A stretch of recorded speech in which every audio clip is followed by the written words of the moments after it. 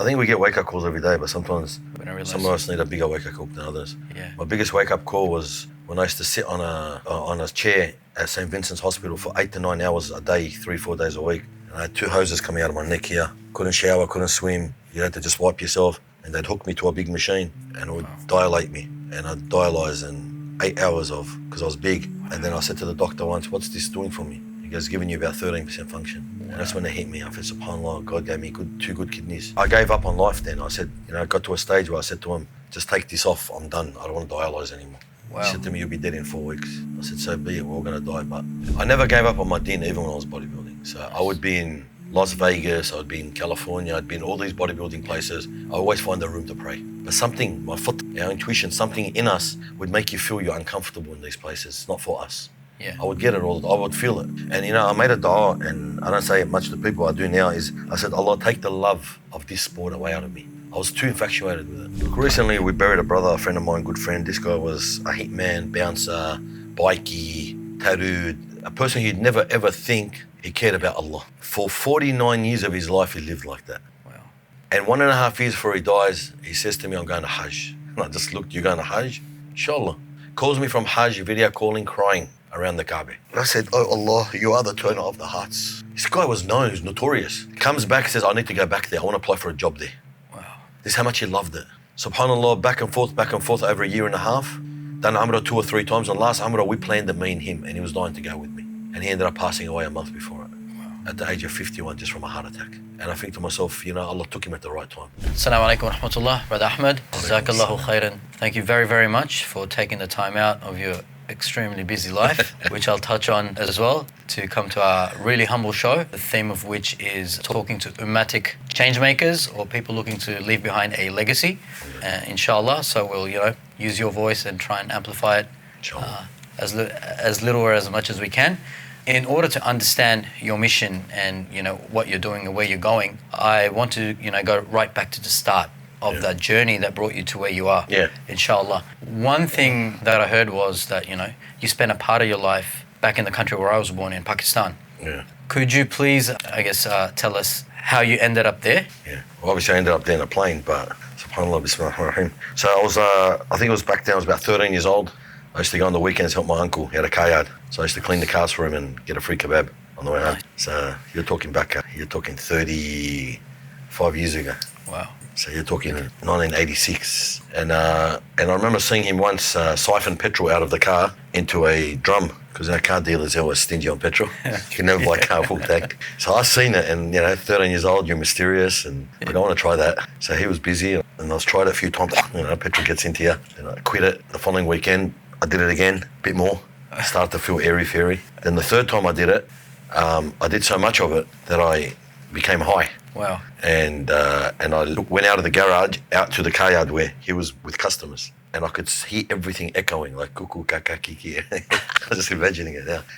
And they knew something was wrong because this is not normal. Yeah, so my uncle finished, he closed the car yard, he put me in the car, took me home. Guess to my mum, your son did this, Allah yarhamah. And, panic mode, Lebanese, my son's a junkie, he's sniffing petrol. So what do? Send him off to Madrasa. So hence I was sent off to, back then they used to try to find, where can we send them? Yeah. So back then there was a guy who had connections. He said, I'll take him to Pakistan. Karachi for you, Jamal Benoria. Allah yarhamu, Naeem was our principal then. And I got taken to Pakistan, Wow. How long did you spend in Karachi? I spent there nearly 2 years. Wow, that's longer than I've spent The whole in Karachi. Hafs course, Wow, mashallah. So you got sent there by your parents. Yeah. What were you thinking, on the plane? What was your thought process? Like, I'm in trouble, or was there a bit of excitement? I went for a holiday, so I had a bum bag, I had like a Hawaiian shirt on. My mum went and bought me these new clothes. I got on the plane, I went, he took us obviously with 2 other young guys who were bad boys too. And I remember we stopped in Sri Lanka, Colombo, for a day. Okay. And that's when my bum bag got robbed. It had $100 US in it. Got robbed, that was like a lot of money then. We got there, and I remember the first thing I remember getting out of Karachi airport was the heat and the humidity. And I was like, what the hell? Yeah. And people were out the airport, not in the airport. They picked us up, they took us to this school, it was the middle of the night. They took us upstairs and we slept. And I remember we slept and slept. No one woke us up in the morning. Wow. We finally got up, they put eggs for us on the ground, like we ate breakfast. And I go, this is good. I'm picturing palm trees and holiday. 2 days later, the Hajj that brought us leaves. They grab us from our ears and they go get downstairs and sit with the population now. And that's when Reality hits. reality hits. Yeah. Alhamdulillah. So again, I'm trying to understand, for I guess the children that look up to you. What was that like then? Like, am I in? So I I went from a kid that was in sports every weekend. We used to do swimming training. We used to do swimming meets on Sundays. We used to do cross country on Saturdays and little athletics. So we were always, your Western kid that is doing sports and activities. All of a sudden, you've been thrown into this school and don't picture it like a school on TV. It's just a building with basically bricks and nothing else. And from 4 a.m. roughly till about 11 p.m., you're on your knees in a position to read Quran and you got to learn. And the only break we ever got was prayer times, and between Asr and Maghrib, that was our playtime. Wow. So everyone was out playing. But what happened was when exam times came, every KSAB teacher wanted their students to be the best. So I remember I was outside playing, and I remember I'd see a lot of hawks, so we made slingshots. And I remember for $1 Australian got you 21 rupees, which was like one packet of chips was a rupee, one glass Pepsi thing was a rupee. So a dollar went a long way. Yeah. And this guy sends, the teacher sends a student, Pakistani kid, goes, go to call me, because KSAB wants you in class, you're not supposed to be out playing. I said, yeah, it's my time. Tell the KSAB go away. But then we all go back into we pray, there's a big masjid, everyone walks in. And I remember, even if you're old, if you came late to pray, you'd open your hand up and get a smack. Even if you're really? old man, they didn't care. Wow. And I remember I'd observe all this stuff. Anyway, we prayed and we got into our circles again in classes, halaqat, and he said to me, open your hand. And I said, why? He said, you didn't listen, you should have came. This is in their language, and the students there were American Pakistanis, so they would translate. Oh, wow. A lot of them were American Pakistanis. And subhanAllah, I went like this, and then he missed it, and then the next time I did it, he grabbed my finger here, and he twisted it, and you can see my finger's still broken. Look. It's that way. Wow. It's never improved, and he broke it for me, yeah. Wow. And then I learned that you had to get with it. So they drilled that discipline into you. Yeah, you had no choice. And then when you got back to Australia, still, I guess, age of 15 then? Yeah, I was nearly 15. I got back to Australia, and I remember I led Maghrib prayer at Lakemba Mosque at 15 years old. Sheikh Taj Allah Yarhamu was proud of me, and I had this amendment on, and Sharwell in this Pakistani wear, and you're one of the first ones to, and it was amazing, and then I wanted to go back and do the Sharia now. Wow. I wanted to go back, I actually fell in love with it, like I missed it. Because the knowledge was like you're doing 1 to 2 pages a day helps, but your muraja'ah, you're revising like 4, 5, 10 ajza a day. Wow. It's just unbelievable, bro. You miss that. You don't have nothing like that here. Really? And we put in to do our visa, and this time a few families want to send their kids with me. They got encouraged by me, Nice. And we went for our visa and we got rejected because we were at study. And back then, all this military stuff was going on and danger. Because when I was there, the Gulf War was on between Iraq and Kuwait. And I remember that because I could hear everything on the radios. They'd all be hearing. That's when I moved to Sydney, actually, during the Gulf War. 88, 89. Yeah, around there. I was there. Wow. You moved in, I was thrown over there. So, just fast forwarding a bit. So, subhanAllah, from that experience, you already had the deen within you.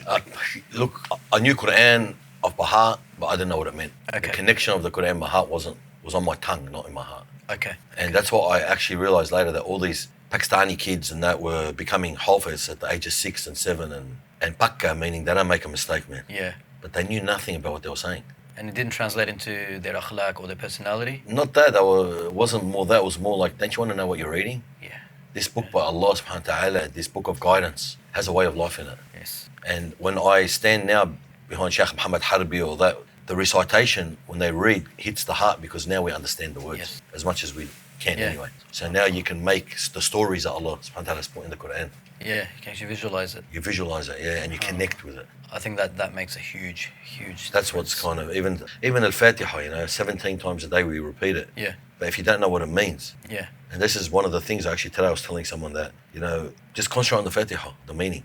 At least when you say those words, you're reading and you're immersed in what you're saying and what Allah's saying back to us. Yeah, subhanAllah. I'm going to fast forward again a little bit to how you discovered bodybuilding, because I remember you mentioned that you were a very skinny kid, but subhanAllah, that transformation, right? Talk us through that, please. I was always a skinny kid. I was good at karate, good at athletics, good at all that stuff. I wore sports. Yeah. But, when you're skinny, you always want to be muscly and big.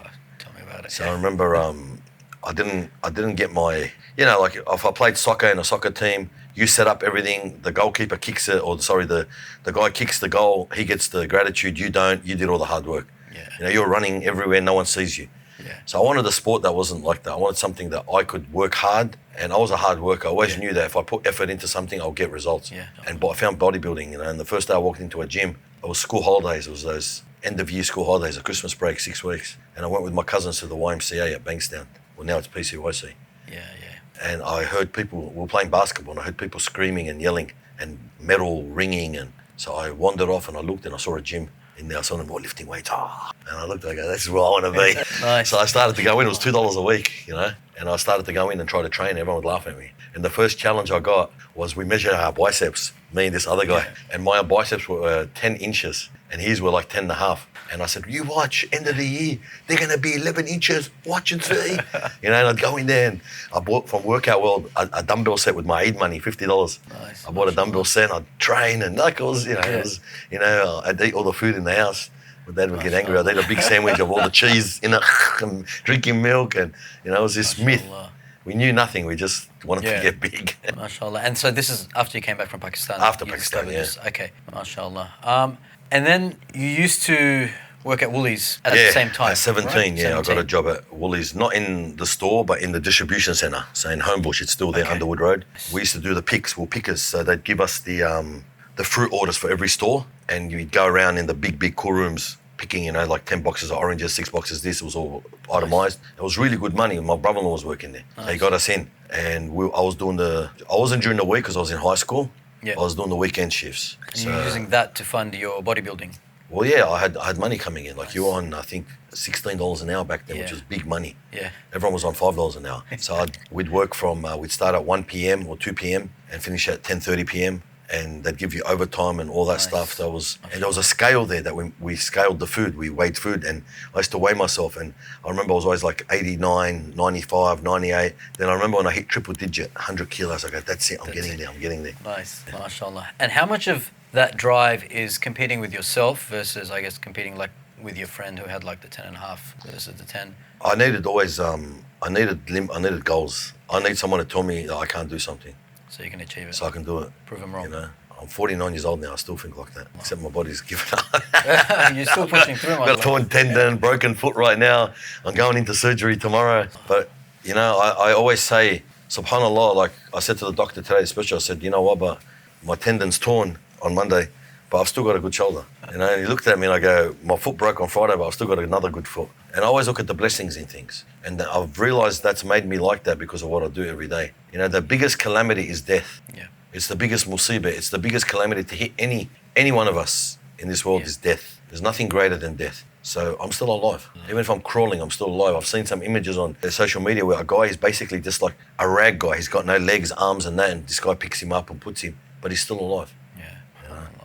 So look at the blessings. Yeah. Look at what we have and not what we don't have. Exactly. On that, on your drive to Woolies, you mentioned that, you discovered the cemetery. What called you into the cemetery for the first time? So everyone used to have girlfriends back then, right? You know, everyone had a girlfriend. I don't know, man. Allah protected me. I could never have a girlfriend. So we lived in Hurstville, and it was one road, King George's Road, all the way down to Homebush. And I had this old van I used to drive. That's all I had. And I remember I drive past every day. And I see this big sign still there. It says Rookwood left. Rookwood.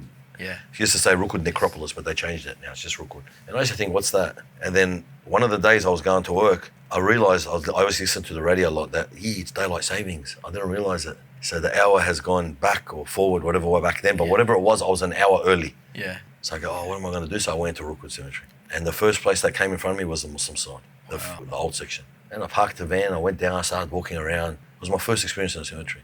Wow.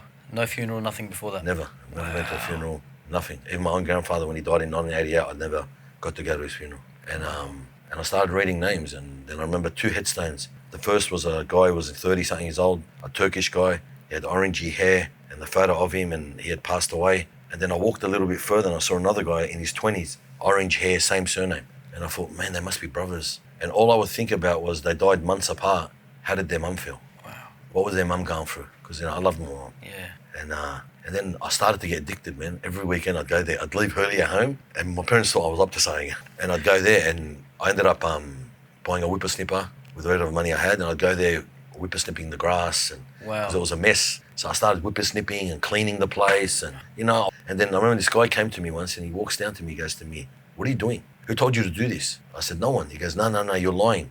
You're here on that jail release, parole, whatever they call it. I said, No, I'm not. I'm just doing it because I got work and I just want to clean these Muslims. And this Muslim guy, he couldn't understand it. He was one of the main guys in the cemetery. They had the office there before. Oh, he was one of the workers there? He was one of the admin guys. Like we had an office there. There was an office with a Muslim area there. Okay. And he'd look through the binoculars. He was doing work and stuff. Yeah, and he just shook his head and went off and didn't know.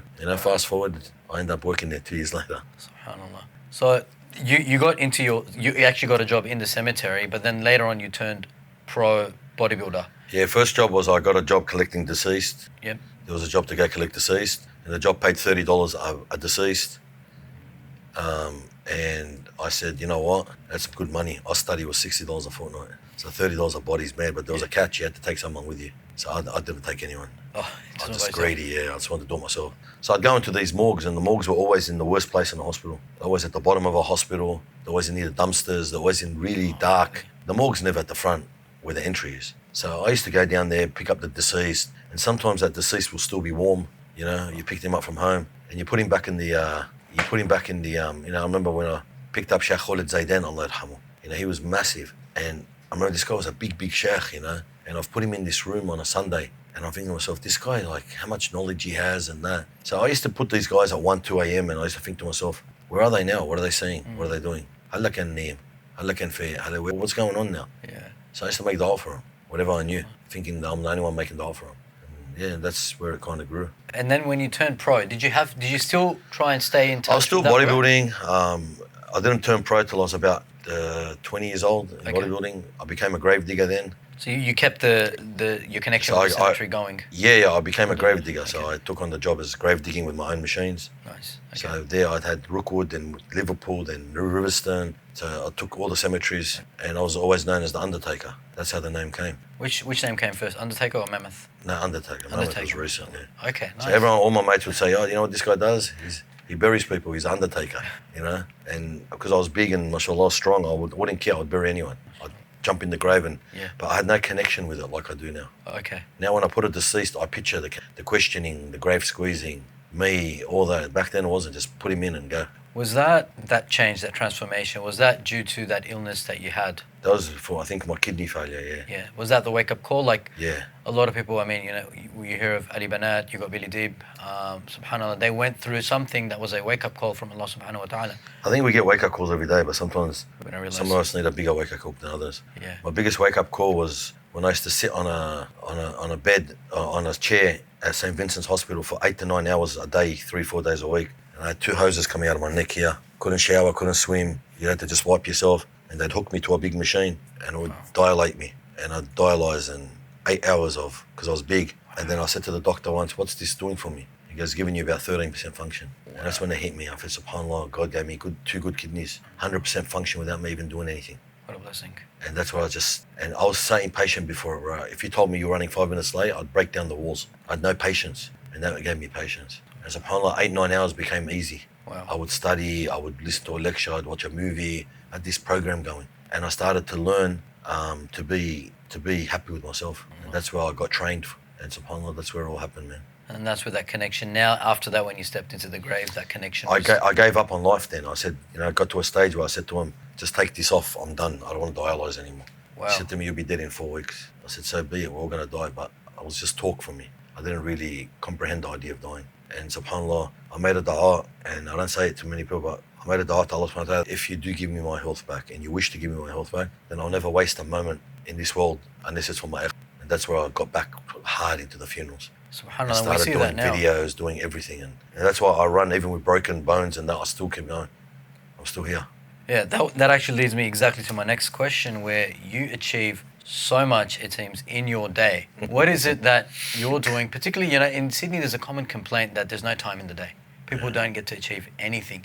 What is it that you're doing to attract that barakah that allows you to achieve so much? SubhanAllah, the barakah effect is when your time, the same 24 hours you have and I have, is what Allah gives us barakah in. That time, it's like barakah in your money. Yeah. It goes longer. It seems to outlast you. And same with your time. When Allah gives you barakah in time, you do more. And is it so? It's like someone who, subhanAllah, says Allah gives him barakah in his life. So an 80-year-old dies and an 80-year-old dies, but one had barakah. You know what that barakah meant? I mean, that life had a lot more blessings in it because he'd done a lot more.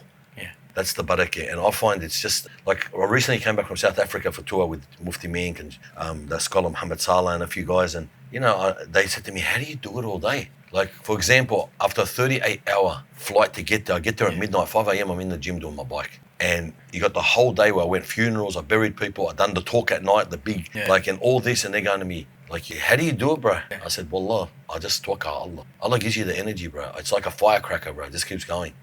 And I love it. I love it. And that's why I ask Allah never take that away from me, because incapacitation is ugly for me. So do you think, given your bodybuilding background, there's a lot of discipline that was required there? There's discipline of the body, but then there's, from a deen point of view, there's discipline of the soul. Yeah. Those two combined is what's driving you? I never gave up on my deen even when I was bodybuilding. So nice. I would be in Las Vegas, I'd be in California, I'd be in all these bodybuilding places. I always find the room to pray. But something, my foot, our intuition, something in us would make you feel you're uncomfortable in these places. It's not for us. Yeah. I would get it all, I would feel it. And I made a dua, and I don't say it much to people, I do now, is I said, Allah, take the love of this sport away out of me. I was too infatuated with it. Wow.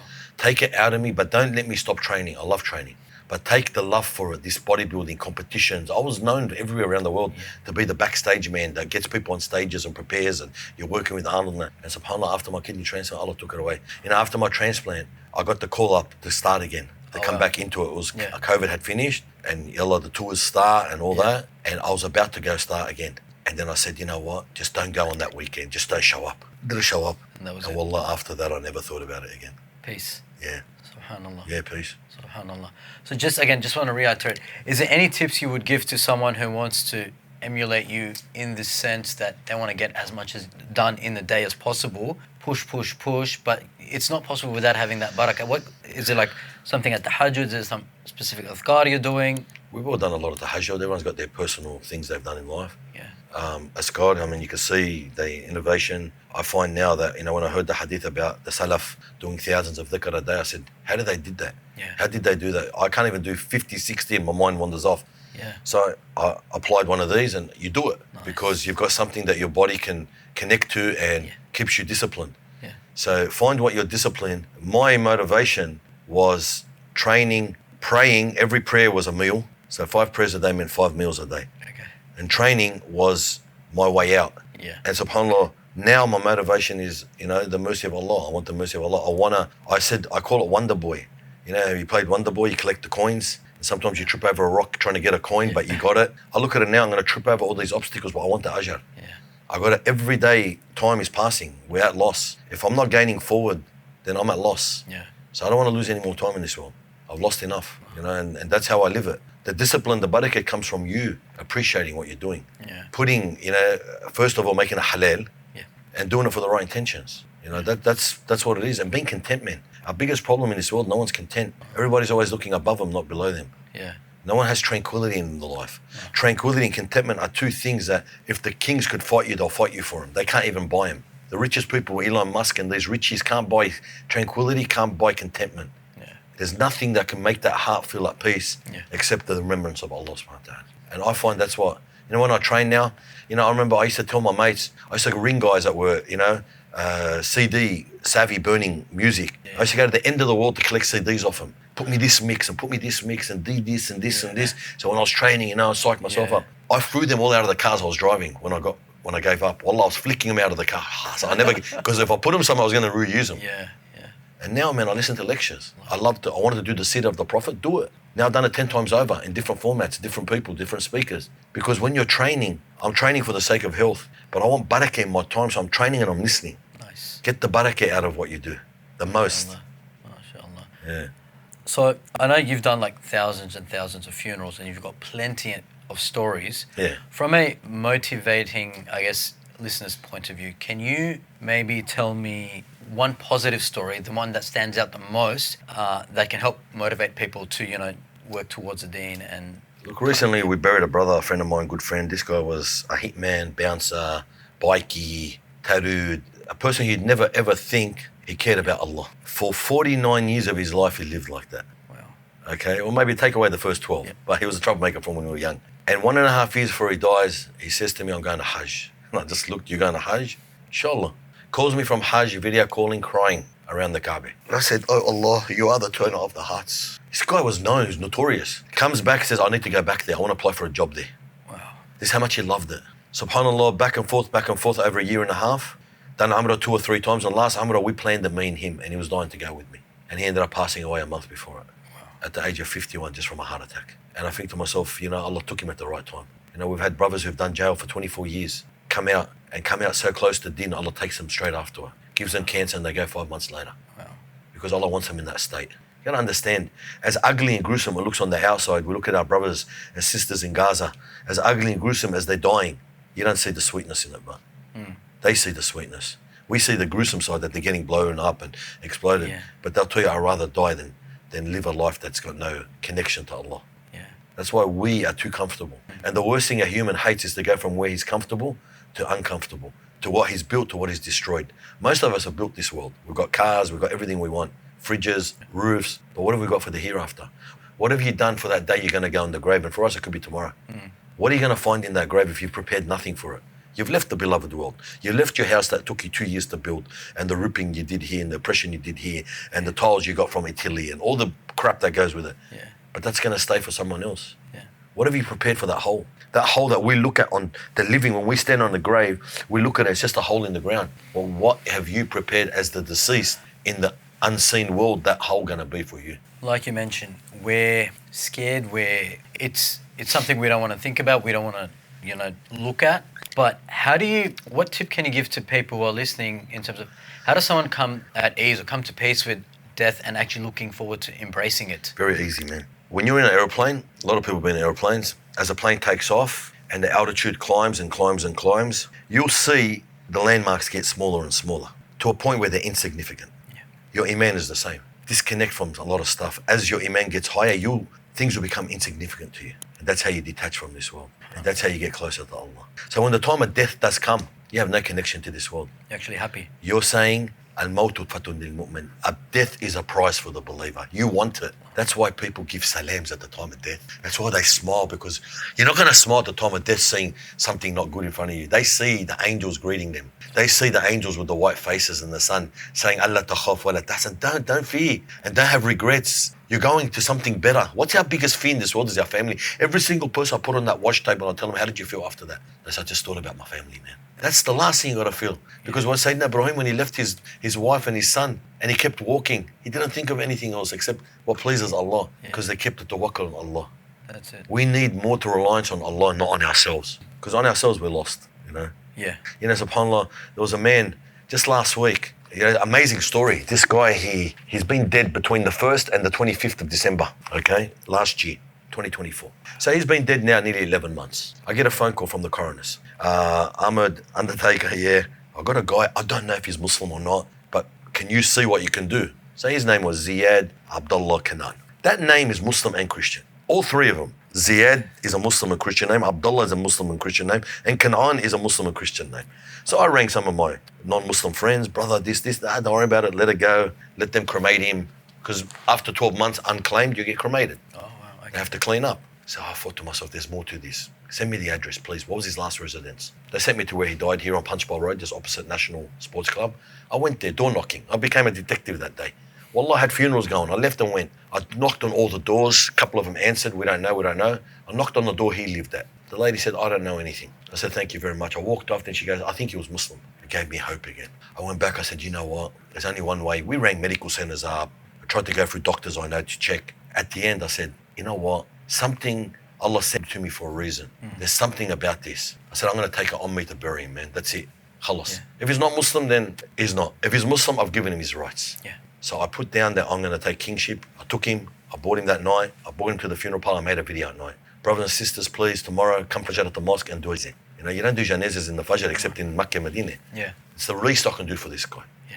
20 minutes after that call, 10 p.m., I get a phone call. That's my uncle. What do you mean, your uncle? That's my uncle. You buried my dad on the 1st of January and we were trying to call him and he wouldn't answer. Wow. I said, describe. She described. I said, yeah, that's him. She said, he's an electrical engineer. He studied in Russia. He was a bit paranoid. He would always change his address and that. 85 years old. Wow. SubhanAllah, he ended up having a brother alive in Dubai. He ended up having family, everything. And I thought to myself, if I had taken the easy way out and just said, who cares, leave him, or ignored my email or whatever, he'd be cremated. The whole ummah would be asked about this. Fard kifaya. Fard kifaya. Alhamdulillah, we're able to give him his rights. Allah, it makes me so proud because I know on the day of judgment, inshallah, he's going to be there for me. And he's going to tell Allah, he gave me my rights. He didn't sit back despite all the injuries. That day I had torn my shoulder. I think I did what I can, And this is how every single one of us can get barakah in our lives, by trying to be useful keys for goodness and locks for evil. To be a key for goodness, then Allah will give you barakah in your life. And whatever Allah throws, people say, bro, you do all this good and you always got injuries and breaking bones. And I said, but it's a test. Allah keeps cleansing me or raising my ranks. I don't take it any other way. Yeah. I said, I had a good shoulder for 40 years, so why if it's a bit sore now? Because I remember the hadith about the days of the Prophet. If they never got tested with a test, they would ask themselves, why aren't I getting a calamity? Why haven't we got a calamity? Why hasn't something happened to us? Yeah. Because we don't want Allah to forsake us and leave us. That's right. With your permission, I wanted to, tell you one good news story, that happened with my uncle's passing. Very quiet, down-to-earth, humble guy, not famous. Yeah.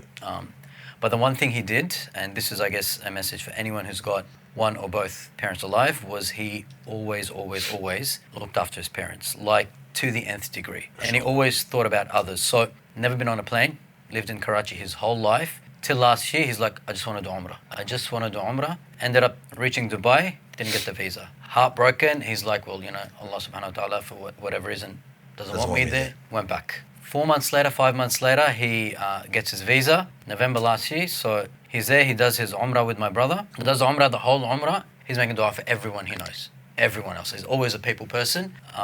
4 days later, he goes back and says, I'm going to do another Umrah for my brother who couldn't make it. In the state of Ihram, as soon as he completes the Umrah, Allah subhanahu wa ta'ala takes his soul.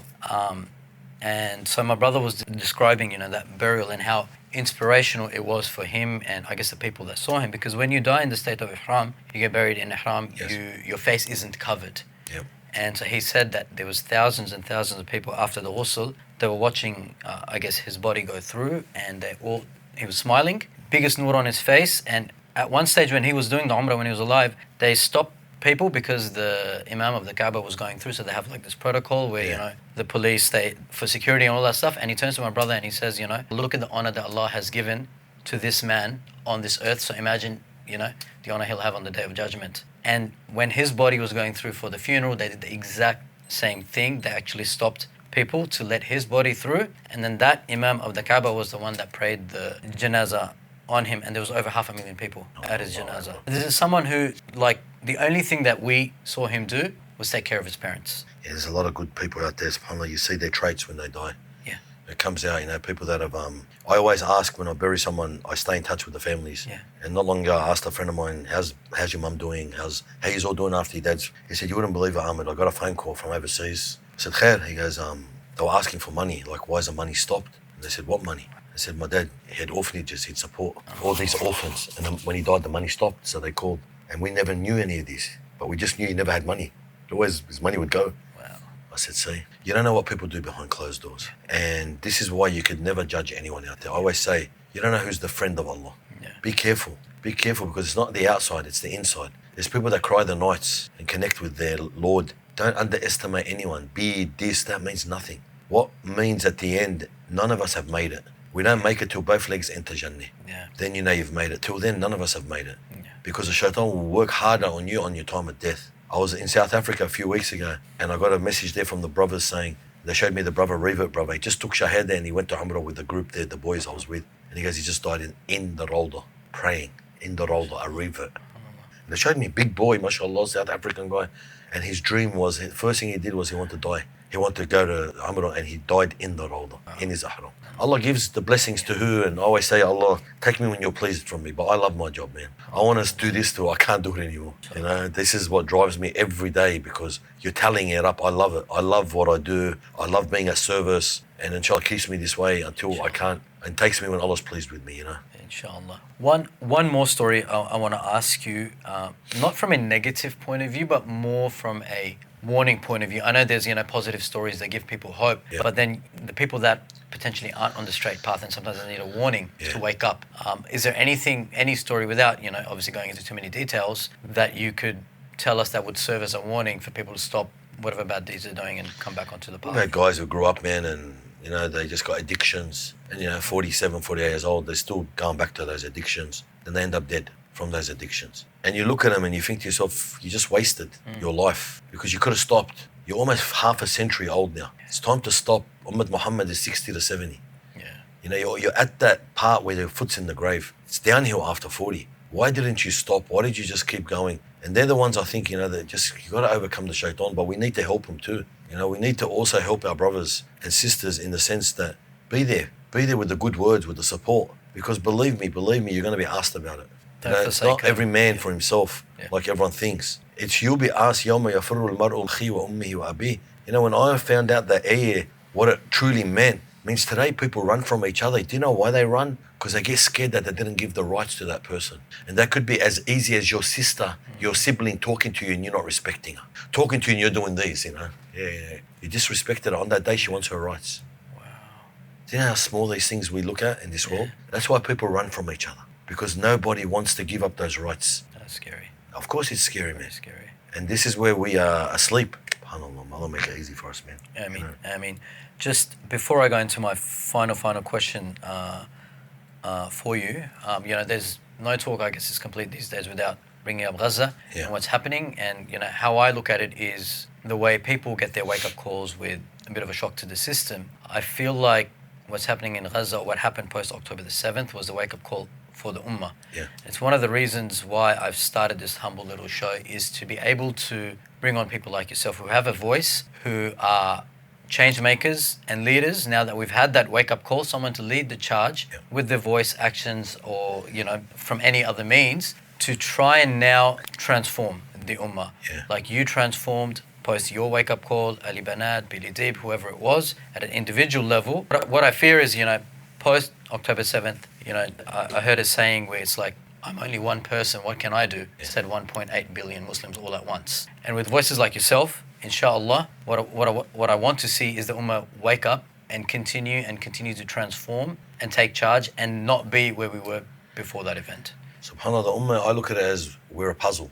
The whole Ummah is a piece. We're all pieces of the jigsaw puzzle. Some of us are bigger pieces, we play a bigger part. Others are small pieces. But without that small piece and big piece, we don't complete the puzzle. So the Ummah can be completed, we all need to fit in our right places. Some of us can only make dua and nothing else.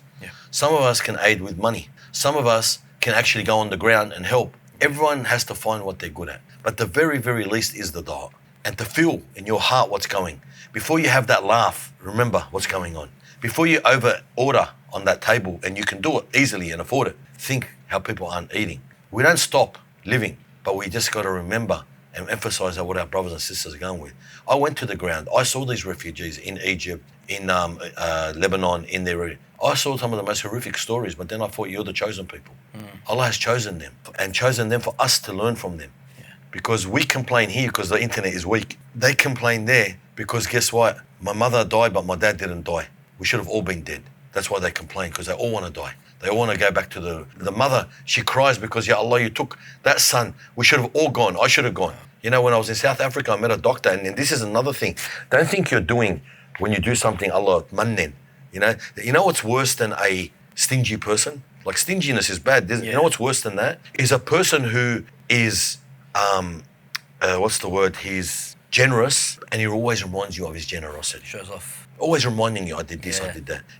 And that's what we have here, the problem. This, that, they're all liars. I don't trust, I don't believe. My brother, guess what? You got to just tawakkal on Allah. I met this doctor in South Africa, Dr. Mitho. You look at him, you wouldn't even think he was a Muslim. Opened a massive hospital, shopping center, and brings in 30 to 40 kids from Gaza every 4 or 5 months and puts prosthetics for them all. And I met these kids there. I ate with them. I thought, Allahu Akbar, not even an Arab. Look what he does. So whatever you're doing, Allah's going to give you to your capacity. We all can't open hospitals, but we all can do our part. And that's why, subhanAllah, we should never forget our brothers and sisters all around the world being oppressed. And it's going to continue to the day of judgment. And Allah sees everything. And my way of dealing with it is, Allah knows what's happening. This is the plan of Allah. Today the sun rose not because of you, but because Allah wanted it to rise. So leave it in the hands of the Almighty. A plan is in place. Allah khairul makirin. Allah is the best of planners. So they can plan as much as they want. Allah is the best of planners. We are only here for a temporary time. We're travelers. We will leave. But make sure when you do leave, like you said at the start, a legacy, have a legacy in place that you did help. So that kid there can remember you in the dua. Because those orphans you support and that money you send for orphans, what's the connection between us and that orphan? The only connection that made us do that is our deen, our faith. If it wasn't our faith, we wouldn't do it. So on that day of judgment, when that orphan tells Allah, this guy supported me, what was the connection? Our religion. Never lose of the big idea, man. The big picture is massive. You know, we always want a monetary return for what we do. Sometimes you don't see it in this world. Sometimes it's given in your barakah. See how we talked about barakah again? Allah gives you barakah in your life, gives you barakah in the food you eat. You may just eat a little meal and say, alhamdulillah, I'm full now. You know, this is where the barakah comes, by doing these things. That's right. And again, it goes back to, you know, the bird at the time of Ibrahim alayhi salam. You're only going to be asked for what you did in your capacity. Yep. And look at what others are doing. Yeah. And that's the problem with most of us is we, Prophet ﷺ said, don't fearmonger, plant that seed even if the day of judgment was upon you. Meaning, don't lose hope, man. Yeah. Wallah, don't lose hope. To the last final hour, don't lose hope. And I always remember the stories of the Sahabis in battles. You know, the flag bearer, his arm got chopped off, he's got the other arm, his leg, they don't lose hope, bro. Yeah. You know, innaha mawtatun, you're going to die. You're going to die that once and then you're going to live because we're really dead now. Yes. Allah says, khal mawta wal hayat. He created death first, then life. So we're really dead now. In hindsight, we're dead. When that veil lifts and you see the next life, which every single one of us is going to happen to, when that veil lifts, you will see the reality. Then you know that's forever. There's no coming back from that. And ever is a big thing, bro. Yeah. It's not going to finish in a day or 2 or 10. It's forever. The soul is there forever. And when you go back to why I do what I do, I wanted the legacy for the deceased. I want that every single deceased that Allah created, because Allah created every one of us, whether you think he's hopeless and useless or he's a nobody, or he's lonely, like your relative that died over there, he was a nobody. He was somebody. In the heavens, he was somebody. In the earth, he might have been a nobody. But what counts is what you're called in the heavens, not on this earth. So to me, I wanted always a legacy that I can remind people of that person's life. This guy died, he was 85. You know what he did in his life? He was this. Everyone has a story, man. And I just want to narrate those stories and not let people just die because he wasn't, you know, he didn't make the news, he's a nobody. Somebody makes the news, oh, he's a somebody, you know, or someone's got kids. Some people don't have kids. Some people die they're cut off from this world. Yeah. You know, that 3 continuing things are when you die, they don't have them. They don't have kids that can keep making dua for them. They don't have any sadaqah, beneficial knowledge they've left behind. We need to be there for them. Yeah. And that's what I want to keep doing. I know I'll find that, inshallah. I promise, inshallah, I know that Allah will never let me down. Every single one of those thousands of deceased, they're going to come back, inshallah, and they're going to say, Allah, this guy, he punched on at the coroners, at the hospitals to get me in that grave as quick as possible. You know, because we fight for him, bro. We don't stop. No one touches our deceased.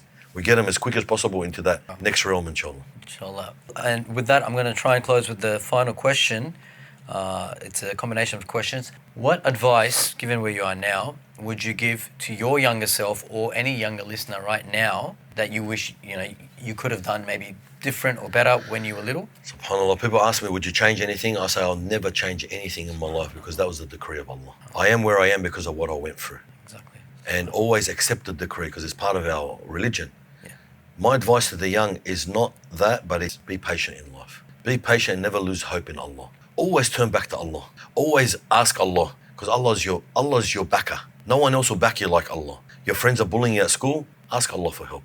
You know, financially you need a good job, you need good marks, ask Allah for help and do the work. Yeah. You know what I mean? And that's what my advice to the young guys is you're going to get a lot of tests and calamities. This life wasn't meant to be easy. But guess what? Allah loves you because you know why? You've got the trump card, and not that trump, but the trump card. You've got the card that we all wish we had, and that's youth. The Prophet said 5 before 5, old age before young. So you got youth now. But there, Habibullah, the youth that is close to Allah is beloved to Allah because of the sacrifices He makes. When you're young, you have so much out there you could do. When you sacrifice for Allah, you think that goes unseen. The old man, he's got a foot in the grave. He can't go to clubs, he can't go chat girls, he can't, you know what I mean? It's a whole different thing. But when you're young, high testosterone, libido, energy, health, that all works in your favor for the shaitan. But when you say that's from Allah and I'm only going to sacrifice it to Allah, then you are one of the most beloved to Allah. You have that special thing with Allah. So imagine you got that phone number of of a high status person, and you can call them anytime you want. Except Allah, you got the call for Allah, mate. And Allah's going to answer your call, especially you, because you're the young one. That's how I tell the young people. I wish I could go back 20 years, 30 years. Alhamdulillah, I was young, I got to do that. But I know that it pays off in the long run. That's beautiful. And I think with that, Mike, Jazakallah khair. Allah bless you, my brother. Jazakallah khair.